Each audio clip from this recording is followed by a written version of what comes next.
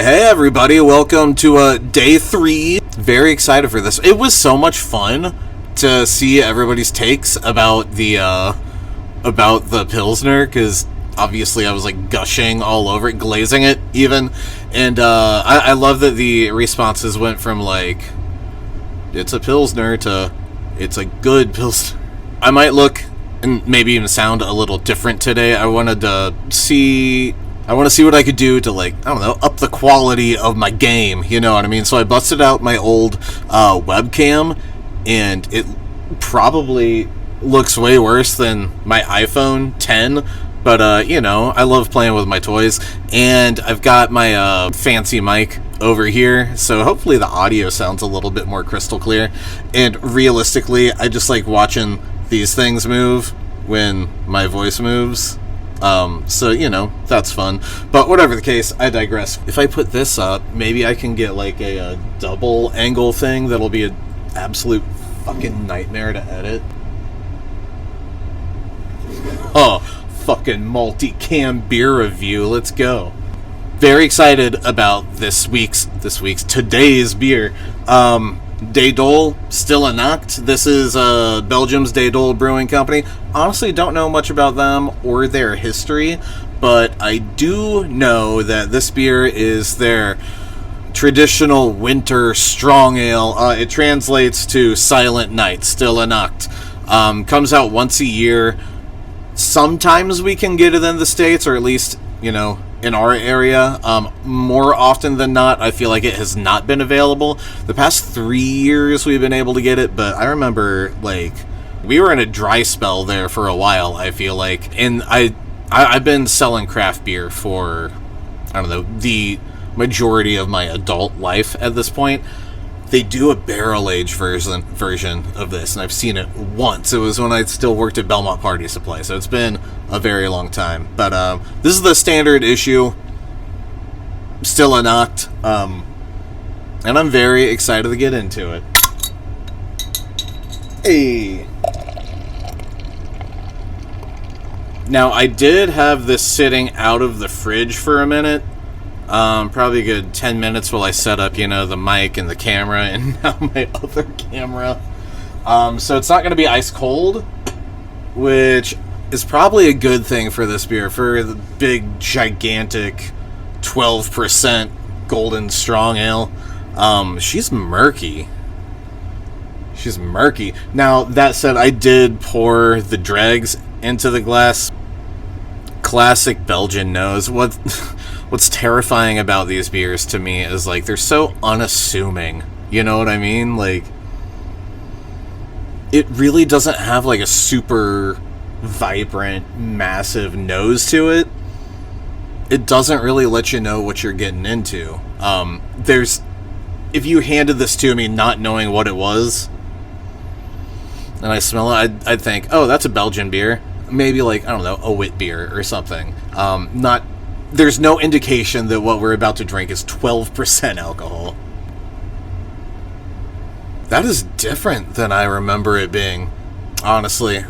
Now, it's big, it's massive, it's got a weighty body to it, too. Not like Imperial Stout level thickness or whatever, but, like, I don't think that it's hiding any of that 12%. So, I mean, maybe in the flavor, you know, like, it doesn't burn the mouth like you would expect something a bit higher in alcohol content to burn, but, like, the body's there. It's got a nice, like, I'd say medium heavy mouthfeel. Mouthfeel, that fucking word. Oh, hey, Chuggalos. 12:30 a.m. Gus interjection. I don't want to edit the multiple cameras anymore. It takes so long, and the juice ain't worth the squeeze. It's got an almost, like, pillowy body, like a really dense pillow. If that's not entirely too pretentious. It's got a very soft, creamy feel to it, but it's weighty. This is one of those beers that I love to put age on, because the base beer itself, like, it's, it doesn't have a ton of complexity to it, right? It's got the sweetness, it's got this nice pillowy body, And it's got like the fortitude, it's got the structure, but like flavor wise for me, and y'all's mileage may vary, it's kind of non-phenomenal, you know what I mean? And I know I put God tier on the descriptor. I was going off of memory because I haven't had this beer in a number of years. I remember it being like this super massive, very complex thing, and I might be remembering that because I had an aged bottle. So like right now, this is like almost a blank canvas that like time will paint on, if that makes any sense. Again, I'm deep in the like pretentious lingo here, but with time, you know, that color is going to darken as it oxidizes, and it's going to pick up some like sherry notes, some potential like dark fig, and like, you know, dark fruit notes. The other two beers that we did, it was kind of easy to like sit there and crush that beer in like, I don't know, maybe 10 minutes. This is a beer that I want to sit with. Particularly, I think your appreciation for it is going to grow as the beer warms up a little bit, you know what I mean? But also, like, every sip you take, this motherfucker is 12% alcohol. So, like, every sip you take and sit with, like, your body's like, yeah, we like this. This is fun. Let's keep going. You know what I mean? So, like, it's warming up, which invites more flavor just because, like, warm things taste more in our mouths. But also, you're also kind of, like, getting slightly more tipsy with every sipsy. Like toffee. There's toffee in there. Maybe that's that burnt vanilla or whatever I said earlier. Stoop waffle? Is that cookie that you put on top of, like, your coffee or whatever? Stoop waffle? A stroop waffle? I'm not cultured enough to know what it actually is, but that is the connection being made in my brain. The flavonoids remind me of that. God, this camera sucks shit. But yo, shout out to that art.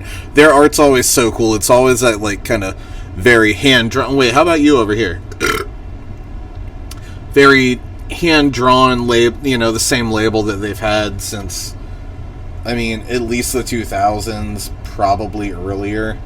I'm excited to see everybody else's reviews of this one. So, I mean, I'm going to sit here for a minute and, like, enjoy this. As far as rating, I think right now, as it's fresh, I mean, just looking objectively as a Belgian Golden Strong, right? Like, I think about Delirium Tremens kind of being, like,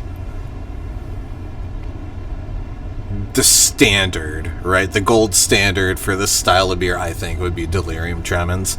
And that's much cleaner. This, I think, has a bit more character to it. Not to say that, like, one is worse than the other. So, what the fuck? Numbers don't matter arbitrarily. I'm gonna give this a 4.25 out of 5. Guys, I abandoned that shitty webcam because, good God, is that thing awful. But it's time to find out what's in the Malort calendar for day 3. 1, 2... Oh, man. I got it. Y'all. It's a little bottle of Malort. Also, that 12%er got your boy feeling pretty good thus far. Let's do a proper ASMR.